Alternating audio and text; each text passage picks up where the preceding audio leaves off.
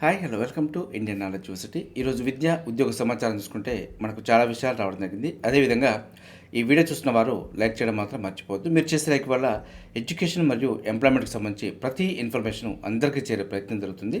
So ప్రధానంగా ఈరోజు సంబంధించిన వివరాలు చూసుకుంటే రేపటి నుంచి పిహెచ్డి ఇంటర్వ్యూలు అంటూ వారు చూసుకోవచ్చు. మనకు ఓయూలో పిహెచ్డి కేటగిరీ 2 ప్రవేశాలకు జరిగే ఇంటర్వ్యూలకు ఎంపికైన అభ్యర్థుల జాబితానైతే ఆయా ఫ్యాకల్టీల డీన్లు విడుదల చేశారంటూ ఇవ్వడం జరిగింది. ఇందులో మనకు లా మరియు ఎంబీఏ, కామర్సు, వ్యాయామ విద్య, education, engineering, science, informatics, technology, pharmacy తదితర ఫ్యాకల్టీలలో పిహెచ్డి ఇంటర్వ్యూలకు ఎంపికైన అభ్యర్థుల జాబితాలను ప్రకటించారంటూ ఇవ్వడం జరిగింది. జూలై 1 నుంచి 11 వరకు ఇంటర్వ్యూ జరుగుతాయంటూ చూసుకోవచ్చు. ఎవరైతే సెలెక్ట్ అయ్యారో వాళ్ళైతే ఫాలో చేసుకునే ప్రయత్నం చేయండి. అదేవిధంగా రేపటి నుంచి ఇంజనీరింగ్ కౌన్సిలింగ్ అంటూ కూడా చూసుకోవచ్చు. ఇంజనీరింగ్ కౌన్సిలింగ్కు జూలై 1వ తేదీ నుంచి 8వ తేదీ వరకు మొదటి విడతగా నిర్వహిస్తున్నట్టుగా JNTH అడ్మిషన్స్ విభాగం డైరెక్టర్ పేర్కొన్నట్టు మనకు వార్త అయితే ఇవ్వడం జరిగింది.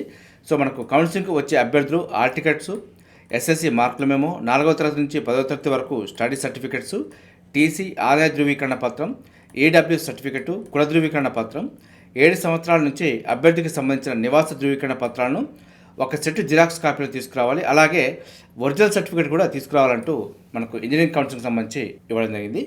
సో దీనికి సంబంధించి కూడా మన ఛానల్లో పూర్తి వివరాలను ఒకసారి చూసుకొని ఫాలో చేసుకునే ప్రయత్నం చేయండి. అదేవిధంగా మనకు DME పరిధిలోని కాంట్రాక్టు అవుట్సోర్సింగ్ పోస్టుల పొడిగింపు అంటూ వార్త చూసుకోవచ్చు. ఏడాది పాటు పెంచుతూ ప్రభుత్వం అయితే ఉత్తర్వులు జారీ చేయడం జరిగింది. Director of medical education DME విభాగంలో 16,448 కాంట్రాక్టు మరియు అవుట్సోర్సింగ్ పోస్టులను ప్రభుత్వం మరో ఏడాది పాటు పొడిగించిందంటూ చూసుకోవచ్చు. ఈ మేరకు ఆదివారం అయితే ఆర్థిక శాఖ కార్యదర్శి ఉత్తర్వులు జారీ చేయడం జరిగింది. దీంతో 2026 మార్చి 31 వరకు ఈ పోస్టులను పొడిగిస్తూ ప్రభుత్వం అయితే నిర్ణయం తీసుకుంది. ఈ పోస్టులో 4,772 కాంట్రాక్ట్ సర్వీసెస్, 8,615 అవుట్సోర్సింగ్, 3,056 గౌరవ వేతనం ఆధారిత పోస్టులు ఉన్నాయంటూ ఇవ్వడం జరిగింది. అదేవిధంగా 5 మల్టీ టాస్కింగ్ స్టాఫ్ పోస్టు కూడా ఉన్నట్టు పేర్కొనడం జరిగింది. సో మనకు ప్రొఫెసర్ల నుంచి ప్లంబర్ల వరకు వివిధ కేడర్లలోని ఉద్యోగులు ఈ పోస్టులో కొనసాగుతున్నారంటూ చూసుకోవచ్చు. సో వీరిని పొడిగించకపోతే ప్రభుత్వం నియామక ప్రక్రియ చేపట్టవలసి ఉంటుంది. సో కొంత పొడిగించడంతో కొంత నియామక ప్రక్రియ వాయిదా పడిందని చెప్పుకోవచ్చు. సో మనకు 2026 మార్చి 31 తర్వాత వీరికి సంబంధించి కొత్త నియామకాలు చేపట్టే అవకాశం కూడా ఉంది. అదేవిధంగా మరో పాయింట్ తీసుకుంటే మనకు అధికారుల తప్పిదం ఉద్యోగులకు శాపం అంటూ వార్త చూసుకోవచ్చు. ఉద్యోగంలో చేరి 7 నెలలైనా వేతనాలు లేవు అంటూ గ్రూప్ 4 అభ్యర్థులకు సంబంధించి కొంత వార్త చూసుకోవచ్చు. గ్రూప్ 4 ఉద్యోగాలకు జిల్లా వైద్య ఆరోగ్య శాఖలో గందరగోళ పరిస్థితి అంటూ వార్త చూసుకోవచ్చు. జాబ్లో చేరిన ID ప్రాసెస్ కేటాయించిన అధికారులు, ఉన్నతాధికారులు సమస్య పరిష్కరించాలని కోరుతున్న ఉద్యోగులు అంటూ వార్త చూసుకోవచ్చు. సో గ్రూప్ 4 ఉద్యోగం రాకముందు రాలేదని ఒక బాధ, వచ్చిన తర్వాత కూడా 7 నెలలు అయినప్పటికీ వారికి ఇంతవరకు జీతం రాకపోవడంతో కొంత వేదనకైతే గురవడం జరుగుతుంది. కొత్తగా గ్రూప్ 4 ద్వారా రిక్రూట్ అయిన 5 ఉద్యోగుల సమస్యను పరిష్కరించడానికి కృషి చేస్తామంటూ మహబూబాబాద్ జిల్లాకు సంబంధించి ఒక పాయింట్ కూడా ఇవ్వడం జరిగింది. సో ఈ విధంగా ప్రతి జిల్లాలో గ్రూప్ 4కు సంబంధించి వైద్య ఆరోగ్య శాఖలో చేరిన వారికి ఇంతవరకు జీతాలు ఇవ్వలేదంటూ వార్త అయితే ఇవ్వడం జరిగింది. సో దీంతో అయితే కొంత బాధాకరం అని చెప్పుకోవచ్చు. అదేవిధంగా 2026 ఏప్రిల్ 1 నుంచి తొలి దశ జనగణన అంటూ వార్త చూసుకోవచ్చు. మొదటి దశలో హౌస్ లిస్టింగ్ ఆపరేషన్ అంటూ చూసుకోవచ్చు. సో దీనికి సంబంధించి చూసుకుంటే దేశ చరిత్రలో 16వ జనగణన, స్వాతంత్రం వచ్చిన తర్వాత ఇది 8వ జనగణనకు రంగం సిద్ధమవుతుందంటూ ఇవ్వడం జరిగింది. సో 2026 ఏప్రిల్ 1 నుంచి జనగణన అధికారికంగా ప్రారంభం కానుంది. జనాభా లెక్కల సేకరణ వీలుగా పరిపాలనా యూనిట్ల సరిహద్దులో మార్పులు చేర్పులు చేయాల్సి ఉంటే ఈ ఏడాది డిసెంబర్ 31వ తేదీలోగా ప్రతిపాదించాలంటూ కేంద్రం అయితే సూచించింది. అదేవిధంగా 3 నెలల్లోగా జనగణన పూర్తి చేయాల్సి ఉంటుందంటూ 2027 మార్చి 1వ తేదీలోగా 2 దశల్లో జనాభా లెక్కల సేకరణ పూర్తి చేయాలంటూ ప్రభుత్వం అయితే లక్ష్యంగా పెట్టుకుంది. మొదటి దశలో హౌస్ లిస్టింగ్ ఆపరేషన్, రెండవ దశలో పాపులేషన్ ఎన్యూమరేషన్ నిర్వహిస్తారంటూ చూసుకోవచ్చు. హౌస్ లిస్టింగ్ ఆపరేషన్ అనేది 2026 ఏప్రిల్ 1 నుంచి ప్రారంభం కానుంది. ఈసారి జనగణనతో పాటు కులగణన కూడా చేపట్టున్నారంటూ ఇవ్వడం జరిగింది. ఎన్యూమరేషన్ బ్లాక్లు ఖరారైన తర్వాత పరిపాలనా యూనిట్ల సరిహద్దులో మార్పులు చేయడానికి వీలుండదు. సో దేశంలో చివరిసారిగా 2011లో జనగణన జరిగింది కాబట్టి మళ్ళీ 16 ఏళ్ల తర్వాత 2020లో జరగబోతుందంటూ ఇవ్వడం జరిగింది. సో అత్యంత ప్రతిష్టాత్మకంగా నిర్వహించబోతుంది కాబట్టి సో దీనికి సంబంధించి ప్రతి పాయింట్ కూడా కేర్ఫుల్గా చూసుకునే ప్రయత్నం చేయండి. అదేవిధంగా మరో పాయింట్ చూసుకుంటే మనకు గ్రూప్ 2లో మహిళలకు తీవ్ర నష్టం అంటూ వార్త చూసుకోవచ్చు. గ్రూప్ 2 నియామకాల్లో మహిళా అభ్యర్థులకు తీవ్ర నష్టం జరిగిందంటూ మనకు ప్రతిపక్షం అయితే పేర్కొనడం జరుగుతుంది. బీఆర్ఎస్ హయాంలో ఇచ్చిన గ్రూప్ 2 నోటిఫికేషన్ను కాంగ్రెస్ ప్రభుత్వం పూర్తిగా మార్చివేసిందంటూ వారైతే ఆరోపించడం జరిగింది. మొత్తం 753 పోస్టుల్లో మహిళలకు 253 పోస్టులు దక్కాలంటూ వారైతే పేర్కొనడం జరిగింది. కానీ కేవలం 169 పోస్టులు మాత్రమే ఇచ్చారంటూ ఇవ్వడం జరిగింది. సో ఈ మేరకు కూడా ధ్రువపత్రాలను పరిశీలించడం జరిగిందంటూ వారైతే వాపోవడం జరుగుతుంది. మహిళలకు 33% రిజర్వేషన్ ఇవ్వాలంటే ఇంకా 90 పోస్టులు ఇవ్వాలంటూ సో మనకు బీఆర్ఎస్ పార్టీ అయితే పేర్కొనడం జరుగుతుంది. ఈడబ్ల్యూఎస్ కేటగిరీలో మహిళలకు ఒక్క పోస్టు కూడా దక్కలేదంటూ వారైతే వాపోవడం జరిగింది. ఈ అంశంపై టీజీపీఎస్సీ అధికారులు నిలదీస్తే తదుపరి నోటిఫికేషన్లో భర్తీ చేస్తామంటూ వారు చెప్తున్నారంటూ మండిపడడం జరిగింది. సో మొత్తానికి గ్రూప్ 2 అయితే మహిళలకు కొంత అన్యాయం జరిగిందంటూ మనకు బీఆర్ఎస్ మహిళా విభాగం అయితే కొంత ఆందోళన వ్యక్తం చేయడం జరిగింది. అదేవిధంగా మరో పాయింట్ తీసుకుంటే మనకు ఇంటర్తో కేంద్ర కొలువు అంటూ వార్త చూసుకోవచ్చు.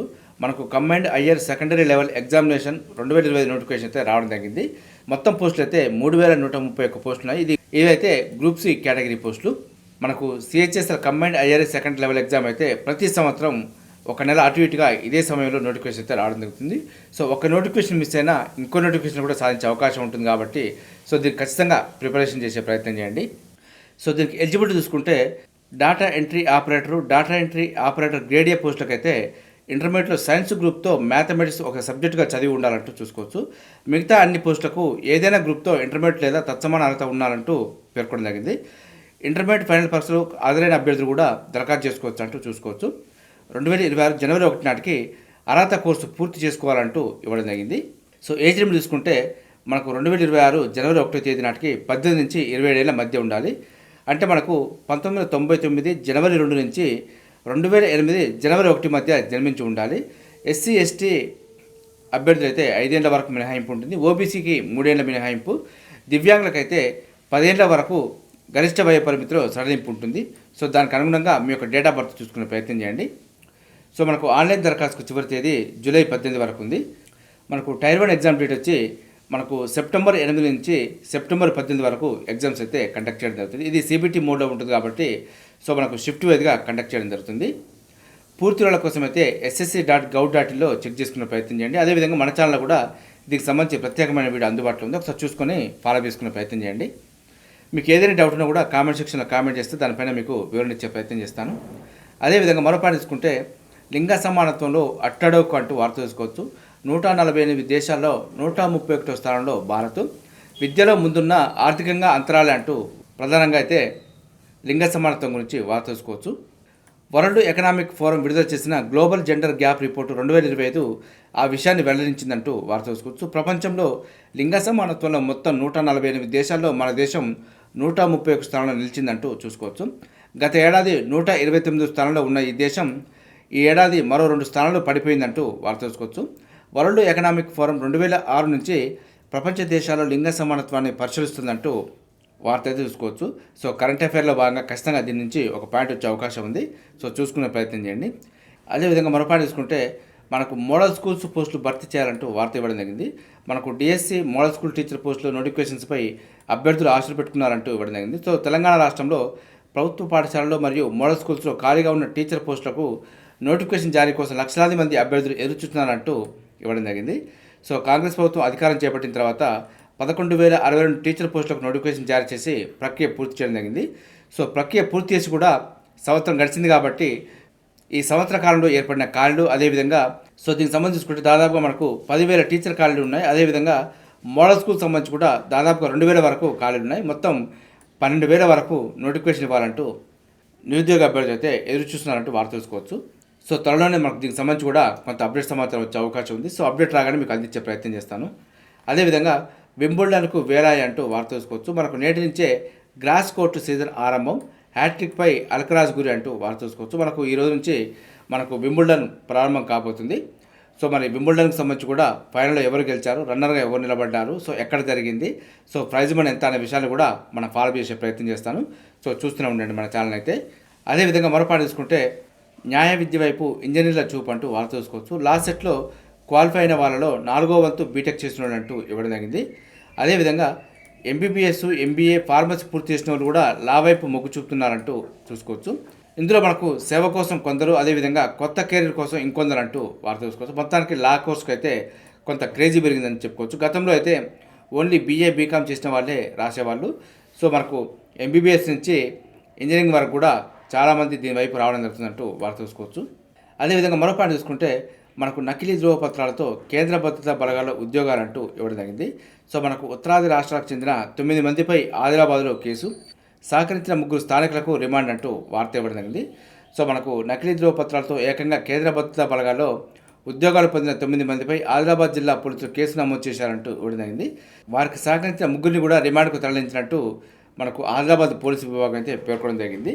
సో ఎప్పుడైనా ప్రభుత్వ ఉద్యోగాలకు తప్పుడు ధృవపత్రాలతో చేరినా అదేవిధంగా దానికి సహకరించే వారికి కూడా శిక్ష పడే అవకాశం ఉంటుంది కాబట్టి కేర్ఫుల్గా ఉండే ప్రయత్నం చేయండి. అదేవిధంగా మరో పాయింట్ చూసుకుంటే మనకు రైల్వేలో టెక్నికల్ కొలువులు అంటూ వార్త చూసుకోవచ్చు. Railway recruitment board RRB technician పోస్టుల భర్తీ కోసం అయితే నోటిఫికేషన్ విడుదల చేసింది. ఈ నోటిఫికేషన్ ద్వారా technician grade 1 signal, technician grade 3 post భర్తీ చేయనున్నారంటూ చూసుకోవచ్చు. రైల్వేలోని 18 జోన్ల పరిధిలో మొత్తం 6,235 పోస్టులను అయితే భర్తీ చేయనున్నారు. సో ప్రజెంట్ 6,235 పోస్టులు ఉన్నప్పటికీ నియామక ప్రక్రియ పూర్తయ్యేసరికి డబుల్ అయ్యే అవకాశం కూడా ఉంది కాబట్టి సో తక్కువ పోస్టులు అని చెప్పి నిరుత్సాహపడాల్సిన అవసరం లేదు. సో మనకు పోస్టుల వివరాలు చూసుకుంటే టెక్నీషియన్ గ్రేడ్ 1 సిగ్నల్ 183 పోస్టులు ఉన్నాయి. టెక్నీషియన్ గ్రేడ్ 3 6,055 పోస్టులు ఉన్నాయి.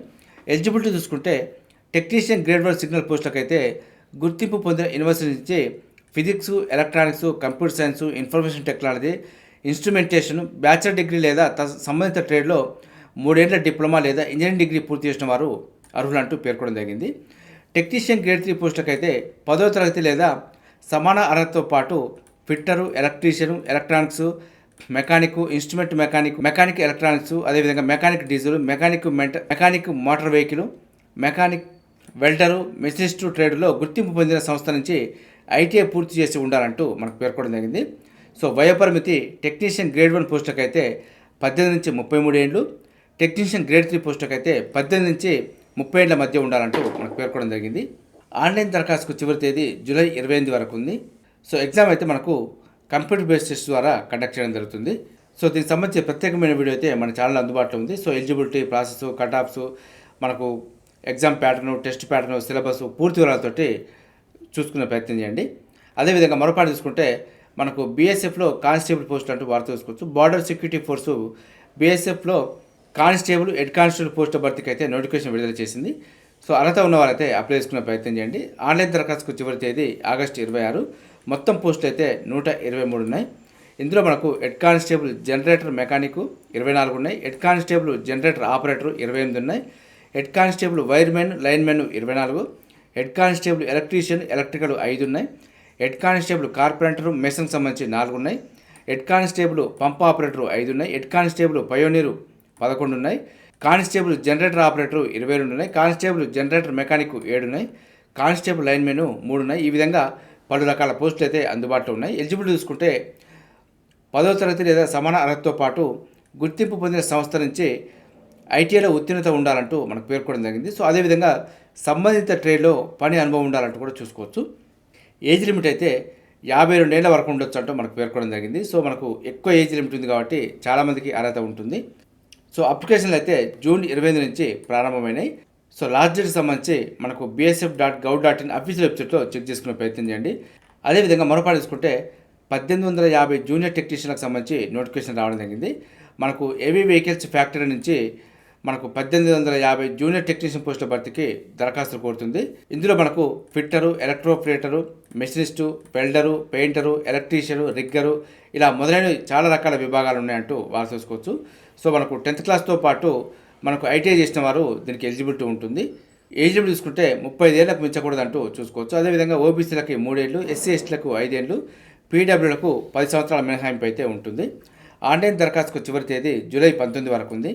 దీనికి సంబంధించి పూర్తి వివరాల కోసం అయితే OFTR.FRMFLIX.org అఫీషియల్ వెబ్సైట్లో చెక్ చేసుకునే ప్రయత్నం చేయండి. అదేవిధంగా యూపీఎస్సీలో కూడా 241 పోస్టులకు సంబంధించి నోటిఫికేషన్ వచ్చింది.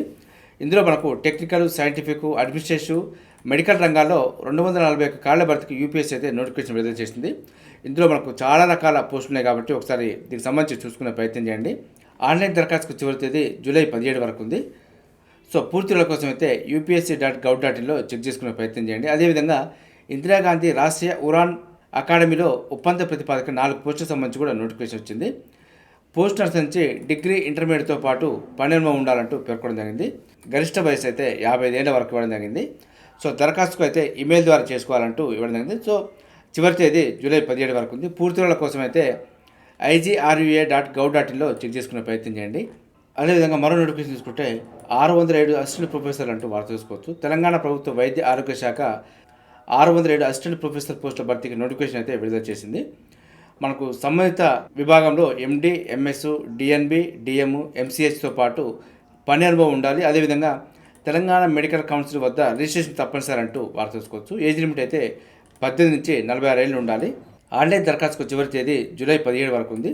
సో ఎంపిక మాత్రం మెరిట్ లిస్ట్ అంటూ పేర్కొనడం జరిగింది. సో మనకు పూర్తిల కోసం అయితే mhsrb.telangana.gov.inలో చెక్ చేసుకునే ప్రయత్నం చేయండి. చూసారుగా, ఇది ఈరోజు సంబంధించి విద్యా ఉద్యోగ సమాచారం. ఇదే విధంగా మన ఛానల్ అయితే ప్రతిరోజు మార్నింగ్ రావడం జరుగుతుంది. వీటితో పాటు అడ్మిషన్ నోటిఫికేషన్స్ మరియు రిక్రూట్మెంట్ నోటిఫికేషన్ సంబంధించి కూడా మీకు ఎప్పటికప్పుడు అప్డేట్ సమాచారం అయితే అందించే ప్రయత్నం చేస్తున్నాను. మన ఛానల్ చూస్తున్న వారు సబ్స్క్రైబ్ చేసుకొని ఫాలో అవుతూ ఉండండి. ఈ వీడియో నచ్చితే లైక్ చేయండి, షేర్ చేయండి, సబ్స్క్రైబ్ చేసుకోవడం మాత్రం మర్చిపోదు. Have a nice day.